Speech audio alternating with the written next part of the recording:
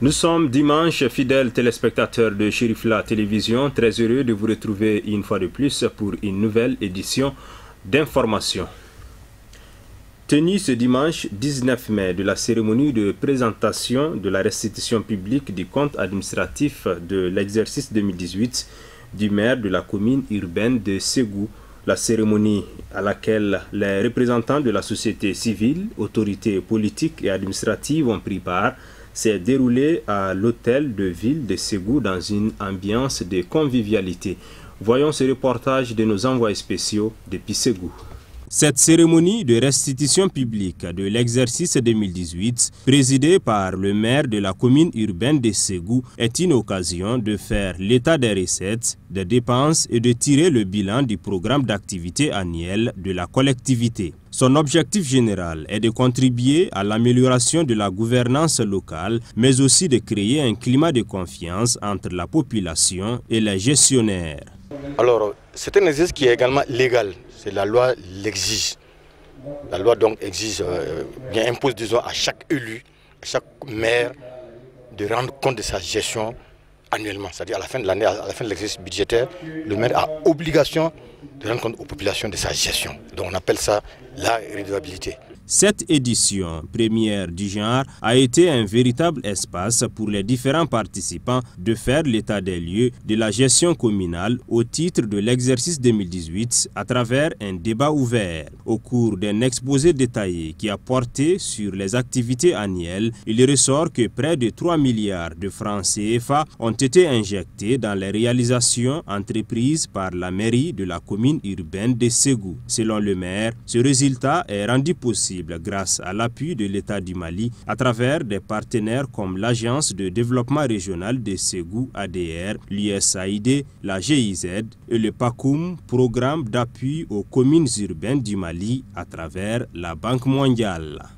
Je suis très content du degré de mobilisation des populations, toutes sensibilités confondues, qui sont venues aujourd'hui à cette rencontre, à ce rendez-vous que nous allons pérenniser.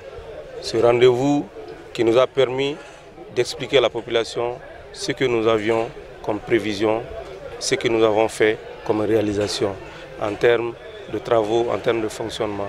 Ce qui aujourd'hui nous a donné l'ouverture d'expliquer à la population qu'aujourd'hui à Ségou, les problèmes de salaire ne se posent pas. Les problèmes d'électricité, d'eau pour la mairie et tous ces services, y compris les écoles, il n'y a aucun problème à ce niveau. Et que nous avons pu réaliser beaucoup d'investissements aujourd'hui en faveur de nos populations. Ils consacrent nos équipements marchands, le marché de Médine, le marché de Dar Salam, le stade municipal Sori Konanji, avec l'éclairage public solaire qui concourt aujourd'hui réellement à la prospérité de la commune. Que nous sommes arrivés aujourd'hui à instituer un programme de balayage de goudron l'année dernière de 20 km de routes bitumées, route du reste pour la plupart dont le président de la République, Ibrahim Boubacar Keïta, a bien voulu nous gratifier aujourd'hui, c'est-à-dire les 10 km de voirie, l'échangeur et tous les ronds-points à Ségou. Nous avons pris 20 km au-delà de 10 km. Donc une somme de réalisations que nous avons pu faire aujourd'hui, dont nous avons rendu compte à la population pour dire que nous sommes dévoués plus que jamais à promouvoir le développement de la commune de Ségou avec l'accompagnement des populations. Un exercice démocratique hautement apprécié par les populations et les autorités administratives de Ségou qui ont pris part au débat avec beaucoup d'intérêt. C'est vraiment une bonne initiative et au nom du gouverneur, il s'agit de saluer vraiment une initiative qui est déjà en cours depuis quelques années maintenant. J'aimerais vous dire aussi que l'expérience ça commence à faire tache d'huile et au Mali et surtout dans notre région à Ségou ici. Donc vraiment je pense que les collectivités, les présidents des organes des collectivités doivent être salués. La cérémonie a été sanctionnée par la lecture des principales recommandations prises par l'Assemblée. Elles sont axées sur la pérennisation des activités de développement de la commune urbaine de Ségou. Suite aux fortes pluies qui se sont abattues sur la ville de Bamako dans la nuit du mercredi 15 à jeudi 16 mai ayant entraîné des inondations dans plusieurs quartiers de Bamako, Une session extraordinaire du Conseil du district s'est tenue ce lundi 20 mai 2019 dans la salle de conférence de la mairie du district en présence des 6 maires. Reportage Amadou Kamara, Seydou Niari. Cette session extraordinaire, co-présidée par le maire du district de Bamako et le directeur régional de la protection civile, avait pour but de faire l'état des lieux de cette catastrophe naturelle qui a causé d'énormes dégâts. C'est un conseil extraordinaire de la mairie du district de Bamako par rapport aux événements douloureux que le Bamako a vécu le 16 mai 2019. Là on a actuellement, ce qu'on peut donner comme bilan, c'est que il y a eu des cas de perte en vie humaine, il y a des dégâts matériels très importants et il y a des sinistrés. C'est les trois aspects. Le premier aspect, c'est que nous sommes à 15 cas de décès. Et nous sommes à peu près à 368 cas de sinistrés. Mais ça s'améliore du jour au jour parce qu'il s'agit de recenser toutes les personnes qui ont été victimes d'inondations. Et ça s'améliore au jour du jour. Et quand il s'agit des pertes en moyens, il y a eu beaucoup de maisons qui ont été écroulées, il y a eu des vivres, des habitations, des ustensiles de cuisine, tout ce qu'il faut ont été emportés par le courant d'eau. Et si même, ça n'a pas épargné les véhicules, les motos et les animaux. Donc c'est énorme comme perte en matériel. Selon le directeur régional de la protection civile, les causes de ces drames sont multiples et lance un appel aux populations quant au respect des mesures dictées par la loi en vigueur en République du Mali pour éviter un tel drame. Les causes, probablement, on peut dire que ce qui a peut-être aggravé l'inondation, sinon, quand on me demande techniquement, la cause est liée d'abord non seulement au fait que nous avons été surpris par une pluie avec forte amplitude, et 130 mm, c'est trop fort, et à une période de saison sèche que les gens ne s'attendaient pas à une pluie. Donc l'effet de surprise est une cause fondamentale. Et secondo, moi je dirais que la seconde cause, c'est que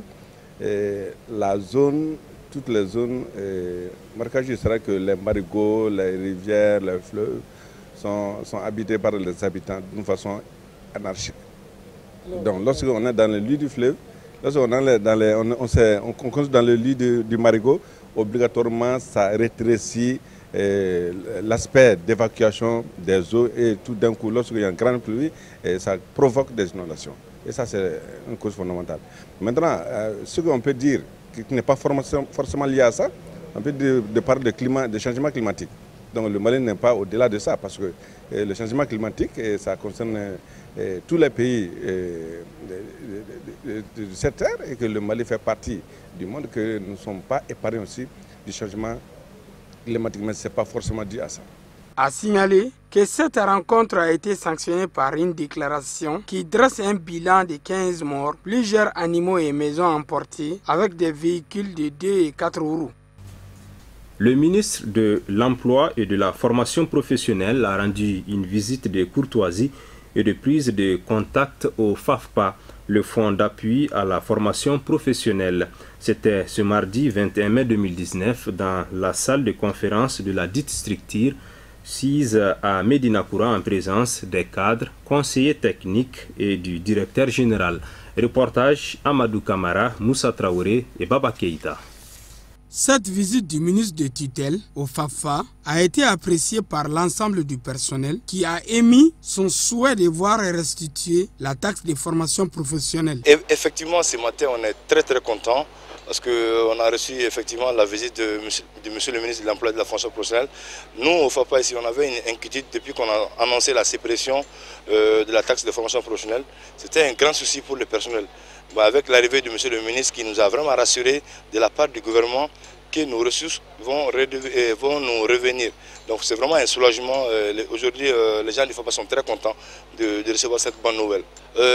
C'est de remercier le gouvernement, monsieur le ministre de l'Emploi et de la Formation qui nous a amené la bonne nouvelle. C'est vraiment leur dire que nous sommes là pour travailler au compte du gouvernement et le personnel est derrière sa direction qui aussi travaille pour le gouvernement.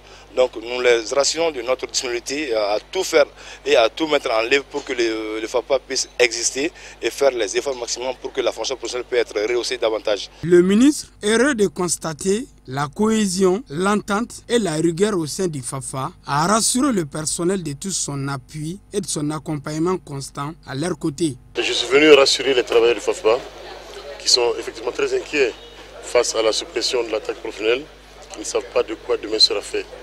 Je suis venu apporter le message du gouvernement qui prendra en charge l'ensemble du déficit qui va naître du fait que la taxe a été supprimée. Donc le FAFA va continuer ses activités de formation parce que notre pays a effectivement besoin de formation. Si nos travailleurs ne sont pas formés, nous ne serons pas compétitifs. Donc j'ai pris l'engagement ici, au nom du gouvernement, que le gouvernement fera le paquet afin que le déficit qui est là soit le plus vite comblé. En tout cas, c'est le message que le Premier ministre m'a dit de tenir ici. Le FAFA ne s'arrêtera pas. Le FAFA va continuer à faire son travail. Et la taxe a été supprimée. Ça a été fait pour que le patronat puisse créer des emplois. Et notre objectif aussi au ministère de l'Emploi, c'est la création d'emplois. Donc, si le patronat peut créer des emplois, nous, au niveau du FAFA, on va continuer à former les travailleurs qui sont déjà en activité. Cette visite du ministre au FAFA est un signal fort pour commencer l'exaltante mission qui lui a été confiée par les plus hautes autorités du pays. Le ministre de la Communication, chargé des relations avec les institutions, porte-parole du gouvernement, a effectué une visite de courtoisie aux responsables de la haute autorité de la communication, au cours de laquelle il a également visité les unités techniques de monitoring et de documentation relevant de son département. Cette rencontre a été jugée fructueuse par le ministre qui a félicité le président de la HAC pour le travail abattu. Reportage Sadio Sidibé. Le ministre de la Communication, chargé des relations avec les institutions et porte-parole du gouvernement, a été reçu en fin d'après-midi de ce mardi 21 mai 2019 par le président de la Haute Autorité de la Communication dans le cadre d'une visite de courtoisie. L'espace a été opportun pour le président de la HAC de réaffirmer son sentiment de satisfaction tout en remerciant le ministre Sangaré pour sa visite. Je suis très heureux aujourd'hui de recevoir mon frère, Monsieur le ministre de la Communication, en charge également des relations avec les institutions et porte-parole du gouvernement. Très heureux parce que c'est la première fois qu'un ministre en charge de la communication, après sa visite de courtoisie habituelle, prenne sur son temps de venir visiter notre centre de monitoring de contrôle des médias audiovisuels avec intérêt et beaucoup d'intérêt en suivant tout ce qui se passe ici.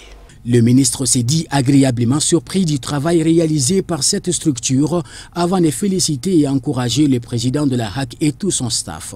L'objectif recherché à travers cette rencontre est de visiter la salle technique de monitoring qui est une entité de la HAC permettant de contrôler et de suivre spontanément toutes les informations transmises sur les chaînes audiovisuelles au Mali. Par la même occasion, le ministre a sollicité l'accompagnement du gouvernement dans l'obtention d'un local adéquat pour cette structure naissante. Après le GEPAC, nous avons voulu également visiter la Haute Autorité de la Communication, qui est également un partenaire.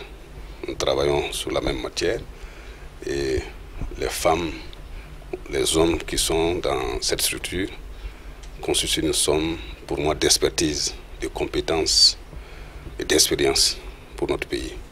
Et j'ai vu aujourd'hui que la Haute Autorité de la Communication a pu acquérir une technologie de pointe qui fait aujourd'hui que cette structure est à même de contrôler et de visionner tout ce qui se fait aujourd'hui au niveau de nos radios, surtout au niveau du périmètre de Bamako. Donc on doit les saluer pour cela. En venant ici, j'ai été agréablement surpris. C'est un bébé qui est né avec les 34 ans, parce qu'il y a des structures similaires qui sont dans la sous-région et que j'ai visité, mais nous nous rendons compte aujourd'hui qu'un pas de géant a été fait. Il faut rappeler que le Mali est le 9e pays à bénéficier du système monitoring dans le monde après la Belgique. Une foule immense des grands jours a convergé ce mardi 21 mai 2019 vers la famille chérifienne pour une rupture collective de jeunes couplée à une remise de dons de vivres organisée par le président du Haut Conseil islamique du Mali et guide spirituel des Ansar Seyyid Cherif Ousmane Madane Haïdara, en hommage à El Hadj Bouna Niang, décédé le 12 avril 2019. Cette cérémonie de rupture a regroupé un parterre de personnalités politiques, administratives, religieuses et coutumières de notre pays.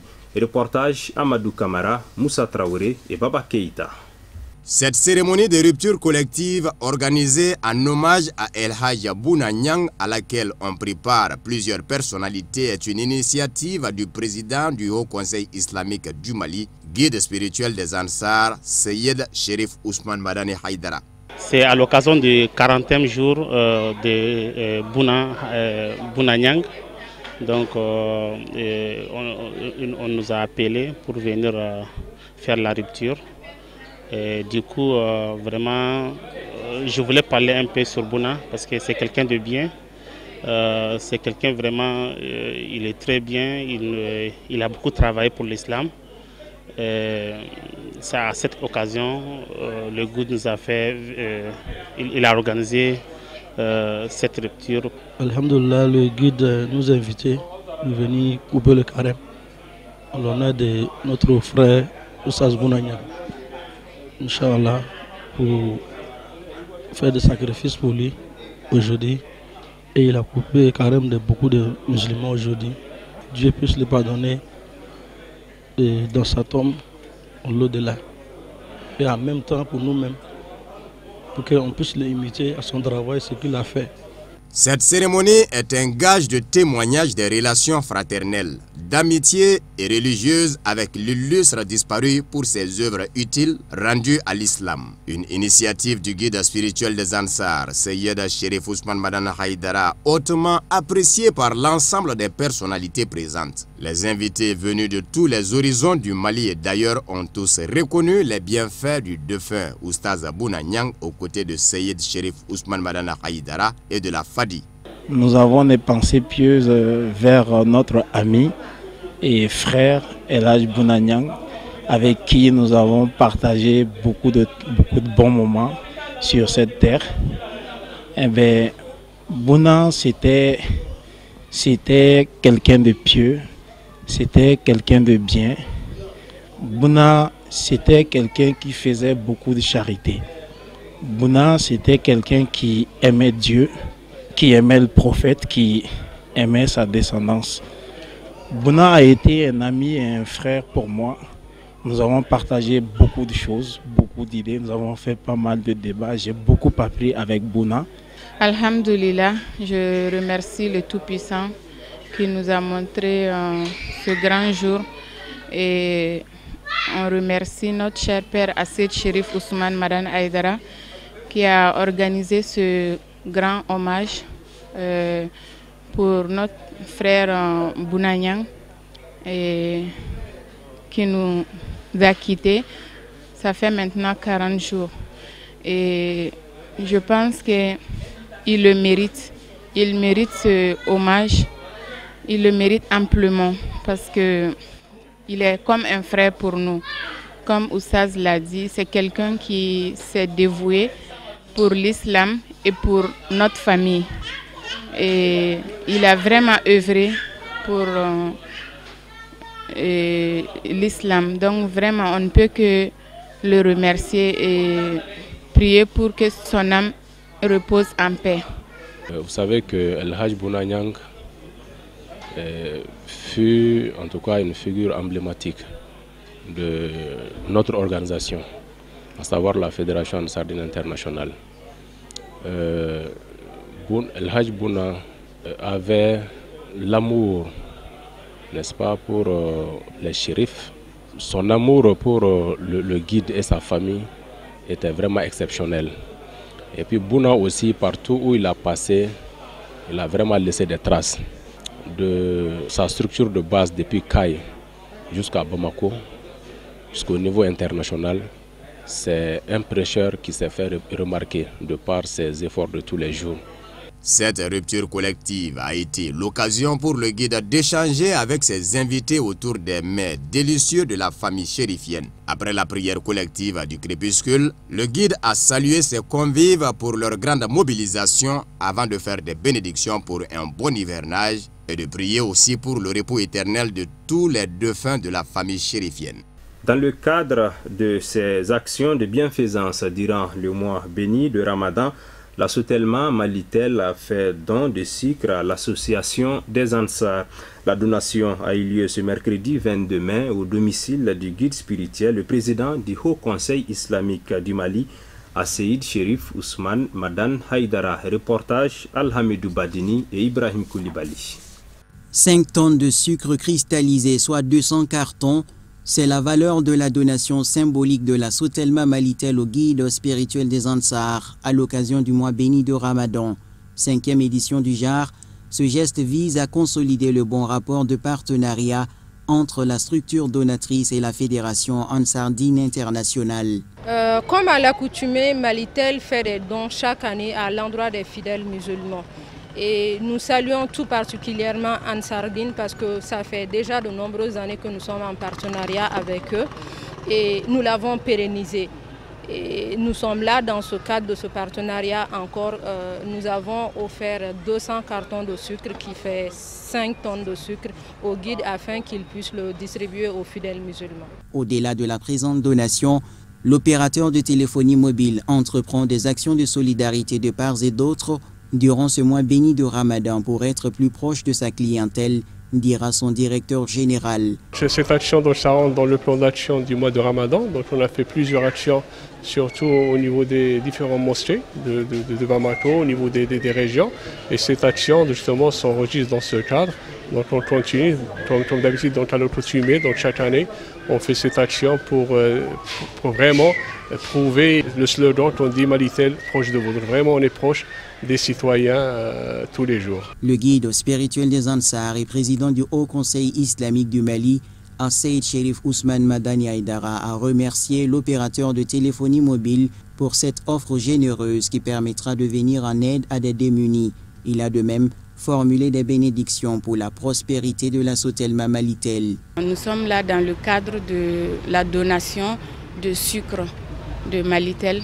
Et chaque année, ils font ça. Ça fait maintenant depuis 2015 qu'ils font cette donation. Et nous les remercions de tout cœur. Ils ont donné 5 tonnes de sucre à notre Père Asseïd Chérif Ousmane Madan Haïdara pour son association Ansardine. Nous les remercions de tout cœur. Nous prions que Dieu nous montre en plusieurs années à venir. Cet élan de solidarité et de partage de la Sotelma Malitel, vertu cardinale ici au Mali, s'inscrit en parfaite adéquation dans le cadre de son opération Ramadan. En prélude à la célébration de la journée de l'Afrique le 25 mai de chaque année, la mission de l'Union africaine pour le Mali et le Sahel, Mi-Sahel, en partenariat avec la Chambre de commerce et d'industrie du Mali, a organisé une conférence en vue d'informer et de sensibiliser les opérateurs économiques sur la zone de libre-échange continentale ZLECAf. La rencontre s'est déroulée ce mercredi 22 mai à l'hôtel Sheraton de Bamako, en présence du ministre de l'intégration africaine. Reportage Abdul Karim Sako.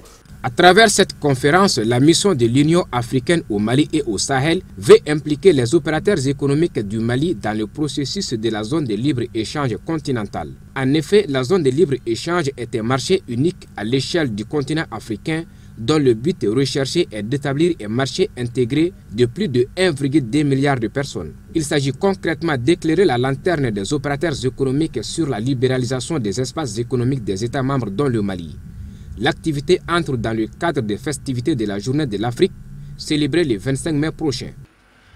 La création de la zone libre-échange continentale africaine est une décision politique des chefs d'État et de gouvernement pour mettre fin à la marginalisation de notre continent, stimuler la croissance économique, lutter contre le chômage endémique qui frappe la jeunesse africaine et augmenter les échanges commerciaux entre les pays africains de 14%. En sa qualité d'organisation faîtière du secteur privé malien, dans son ensemble, la Chambre de commerce et d'industrie du Mali apporte tout son soutien à la Commission nationale des négociations commerciales en vue de garantir la participation effective des représentants du secteur privé au processus d'élaboration de positions de négociation du Mali. La zone d'échange, de libre-échange continental, ZLECAf, a comme objectif la création d'un marché continental unique avec la libre circulation des personnes, des services, des hommes d'affaires et des investissements qui contribuera à se rapprocher de l'Union douanière continentale et d'un marché commun africain et transformer les 55 économies africaines respectives en un grand marché plus cohérent de plus de 1,2 milliard de consommateurs. Au nombre des points de réforme en cours à l'Union africaine figure en bonne place la création de la zone de libre-échange. C'est ainsi que la présente conférence se veut un tremplin pour mieux faire comprendre le choix politique de la libération des échanges commerciaux qui se traduira par la suppression des barrières tarifaires. Avec le dépôt il y a seulement quelques semaines du 22e instrument de ratification nécessaire pour son opérationnalisation, il est plus que jamais important que toutes les parties prenantes s'approprient au niveau national du contenu de l'accord qui consacre sa création afin d'en tirer le meilleur profit possible. Il est aussi grand temps que les richesses fabuleuses du continent profitent prioritairement à ses ressortissants à travers une transformation structurelle de nos économies et une plus grande résilience face au phénomène de la mondialisation. Un tel défi ne peut être relevé que par les opérateurs économiques d'abord, notamment par l'accélération de notre industrialisation, l'intensification de nos échanges et une meilleure insertion dans le marché international. A noter que cette conférence sur la zone de libre-échange continentale a enregistré la présence de plusieurs personnalités du secteur privé malien. Ainsi s'achève la grande édition. Merci à vous, fidèles téléspectateurs de Chérifla Télévision, de l'avoir suivi. Passez un excellent moment en compagnie des programmes de Chérifla Télévision. Bonsoir.